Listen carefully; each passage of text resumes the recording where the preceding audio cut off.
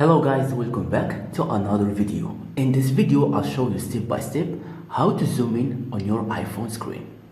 If you enjoyed this content, make sure to like, subscribe, and let's get started. So first, tap on settings, then scroll down and tap accessibility, then tap zoom and toggle it on, and that's it, and automatically the screen will zoom in. And now you can move your screen easy to left or to the right, or up or down. You can do this with the 3 fingers. You tap the screen with 3 fingers like this, and you can move your screen easy. If you want to change the zoom in, you can do this by tap 3 times in your screen with 3 fingers. 1, 2, 3.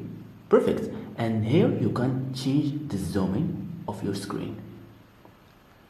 For example this, and you can move your screen for easy. And if you want to come back to the normal size, just tap 2 times on screen with the 3 fingers like this, and that's it. And if you want to zoom again, that's it. And if you want, for example, to disable zoom feature, you can just toggle it off, and that's it. Thank you so much for watching me.